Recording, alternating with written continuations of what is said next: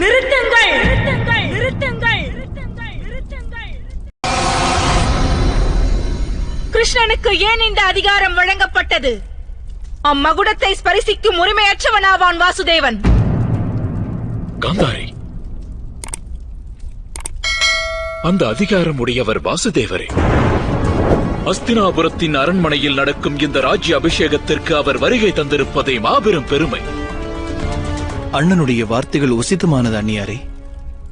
வாசுதேவ கிருஷ்ணரை விட உயர்ந்தவர் அரச குலங்களில் எவரும் இல்லை. விளக்கம் தேவையில்லை. வாசுதேவர் துணை இல்லாவிடில் பாண்டவர் தோற்றிருப்பர் என்பதை நானும் அறிவேன்.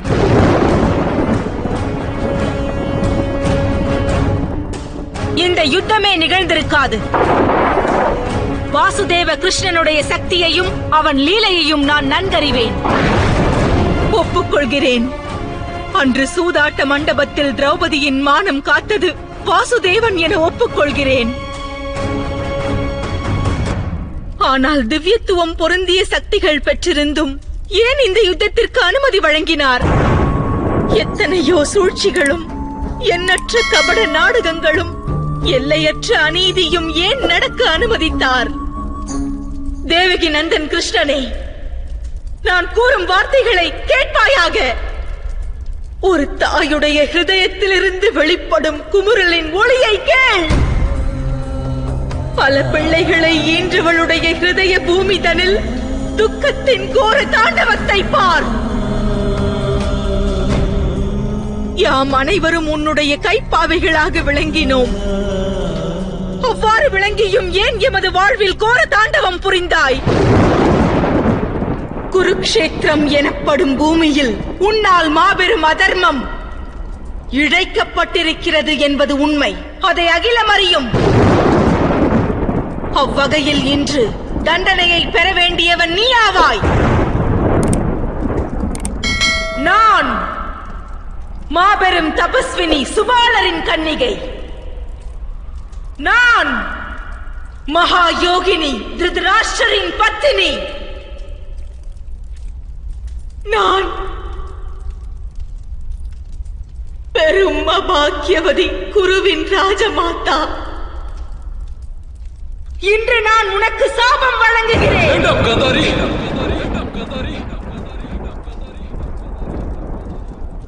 வேண்டாம் ராஜமாதா. வழங்குவேன், சாபம் வழங்குவேன். எவ்வாறு இன்று என்னுடைய வம்சமானது அடியோடு அழிந்ததோ அவ்வாறே உன்னுடைய யாதவ குலத்தின் பெரும் அழிவானது உன் கண்ணுக்கெதிரே நடக்கும் வாசுதேவா.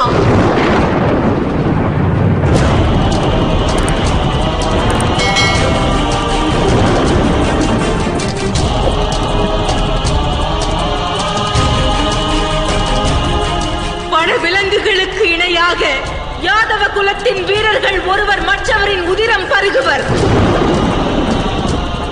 அதில் தப்பி பிழைத்து மிஞ்சியவர்கள் உன் யாதவ குலத்தை சேர்ந்த பாலகர்கள் நிரந்தரமாய் கண்ணீர் வடிப்பர். அன்று அவர்களுக்கு ஆறுதல் கூறி கண்ணீர் துடைக்க ஒருவரும் இருக்க மாட்டார்கள். எவ்வாறு இன்று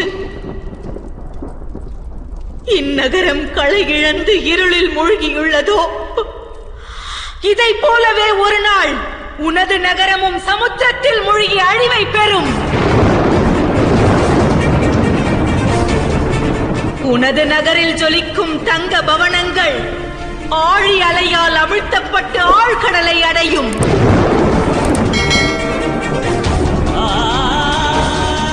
அதோடு நீ ஒரு கொடும் வனத்தில் அஸ்திரங்கள் ஏதுமின்றி விலங்கை போல் அலைந்து திரியும் வேளையில் வனத்தில் வாழும் ஒரு வேடனால் வதைக்கப்படுவாய் வாசுதேவா.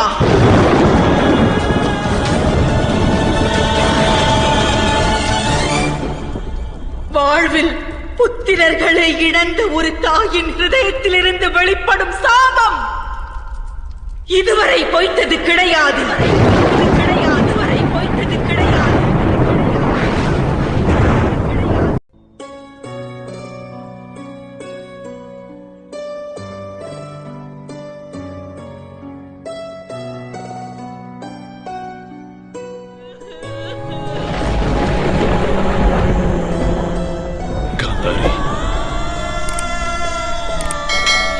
காரியம் செய்தாய். வாசுதேவருடைய உபகாரங்களுக்கு எதற்காக இப்பலனை வழங்கினீர்கள்? இச்செயலுக்கு பதிலாக தாம் பாண்டவர் ஐவருக்கும் காலம் உள்ளவரை நரகவாசம் எனும் சாபம் நல்கியிருக்கலாம் தாயே. ஆனால் எமது வாசுதேவருக்கு கொடும் சாபம் அளித்து தாம் இன்று பெரும் அனர்த்தத்தை உருவாக்கி விட்டீர்கள். அக்கா,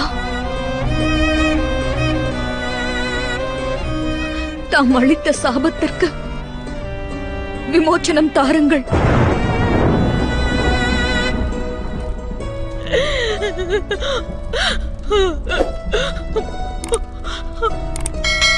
என்னை மன்னித்தருளுங்கள் வாசுதேவரே. நான் இன்று என்னுடைய 100 புதல்வர்களின் மரணமானது என்னுடைய ஹிருதயத்தையும் குருடாக்கியது.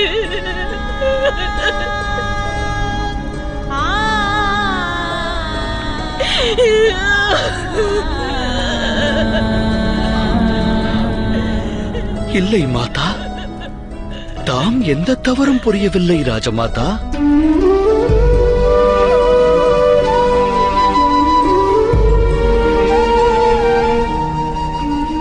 தம்முடைய குரோதம் உச்சிதமானதே. இது தம்முடைய வேதனையின் வெளிப்பாடு. நானும் அவ்வப்போது இந்த வேதனையை அனுபவித்து வந்தேன் மாதா. குருக்ஷேத்திரத்தில் அடுத்தவர் அங்கம் கொய்யப்படும் போதெல்லாம் சிந்திய ரத்தம் என்னுடையதாக இருந்தது. எண்ணற்றோர் வீர மரணம் பிராப்தம் பெற்றனர். அச்சமயம் வேதனையை என்னிடம் அளித்து புவி வாழ்வை அவர்கள் துறந்தனர். வெற்றியால் ஆனந்தம் கொண்டவனும் நானே, ஏற்பட்ட தோல்வி கண்டு துவண்டு விழுந்தவனும் நானே.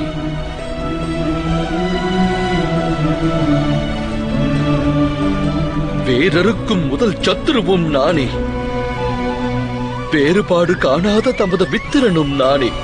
உண்மையை சொன்னால் தம் புதல்வனும் நானே. அஸ்வத்தாமனுக்கு சாபத்தை வழங்கியவனும் நானே. அதே சமயம் அச்சாபத்தை அனுபவிப்பவனும் நானே. தாயே, எனது வம்சம் அழிவை சந்திக்கும் காலம் வரும் வேளையில் அந்த அழிவின் முதற்கட்டமாக எனது சுதர்சன சக்கரத்தை பிரயோகிப்பேன். வேண்டாம், இல்லை, நான் பெரும் தவறிழைத்து விட்டேன். ஒரு பயங்கர சாபத்தை நல்கினேன். இல்லை மாதா, தாம் எத்தவறும் இழைக்கவில்லை. ஆசீர்வாதம் சாபம் இவ்விரண்டும் காலம் மற்றும் சூழலுக்கு ஏற்றவாறு வெளிப்படுகிறது. காலத்தின் நியதிக்கு ஏற்றவாறு வெளியான ஒரு உத்தரவு என்றே இதை நான் உணர்கிறேன்.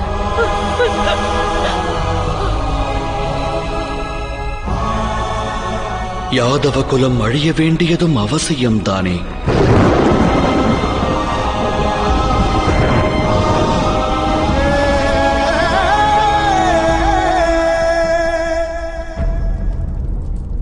யாதவர்களின் அழிவு அவசியம் என்று கூறுகிறாயே, ஆனால் நீ யாதவர்களுக்காக எத்தனை நற்காரியம் புரிந்தாய். அவர்களுக்கு ஆதரவு அளித்தது நீ அல்லவா? துவாரகை நகரையே உருவாக்கினாய். அந்த யாதவர்களை நீ அழிப்பாயா? அழிக்கப் போவது நான் அல்ல, காலமே அவர்களை அழிக்கும். யாதவகுலம் இந்த யுத்தத்தில் பங்கெடுத்திருந்தால் அவர்களும் அழிந்திருப்பர். அவர்கள் எப்போதும் மாற்றத்தை தராத பழமையான குல வழக்கங்களை அனுசரித்து வாழ்கின்றனர். ஆனால் அது வெகுநாள் நீடிக்காது. வெகு விரைவினில் யாதவ குலமும் அழிவை சந்திக்கும்.